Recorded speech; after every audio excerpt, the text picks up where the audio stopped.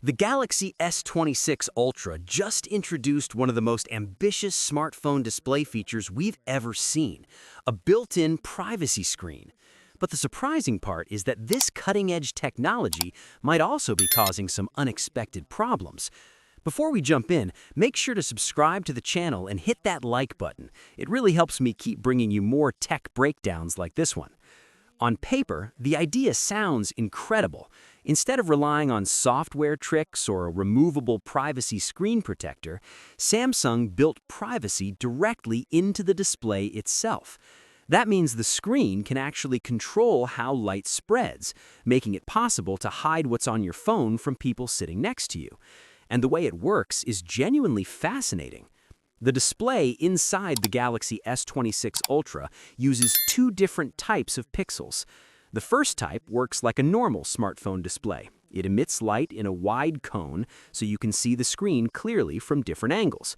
But the second type of pixel behaves very differently. It focuses the light straight forward instead of spreading it out.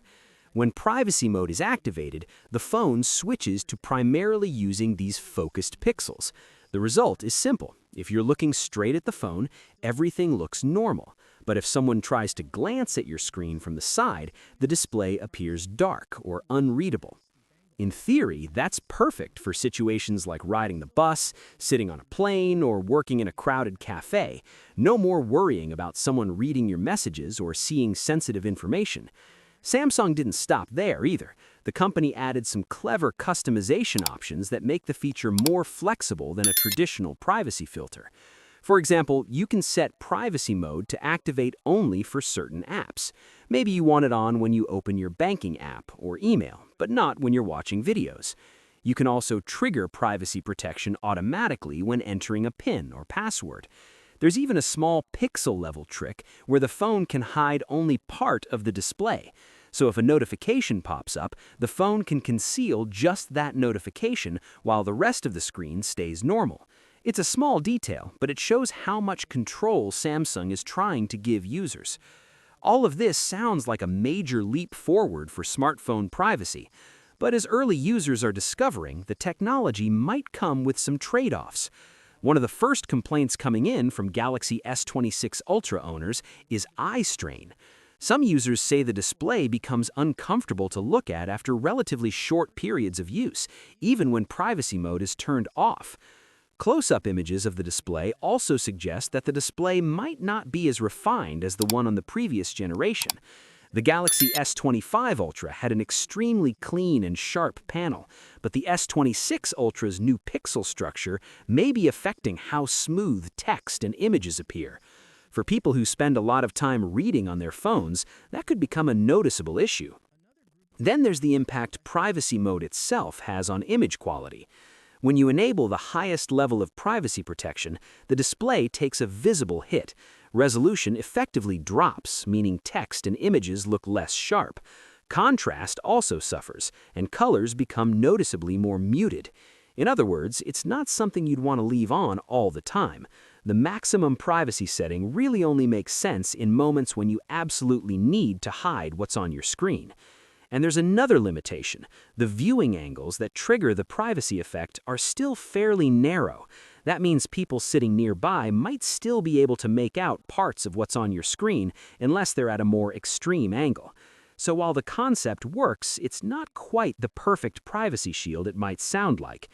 There's also a small downgrade in another area that Samsung users have loved for years, the anti-glare coating. Samsung's flagship phones have been known for excellent anti-reflective displays that make the screen look fantastic outdoors or under bright lights. But early impressions suggest the coating on the S26 Ultra isn't quite as strong as the one on the S25 Ultra. It still performs well, but reflections appear slightly more noticeable. And the most logical explanation is that the new privacy display technology may have forced Samsung to compromise a bit in this area. Even with all these issues, though, the bigger picture is still pretty interesting. The Galaxy S26 Ultra is the first smartphone ever to attempt a built-in privacy display like this. And whenever a company introduces something completely new, the first generation almost always has rough edges. What matters is that innovation is happening again.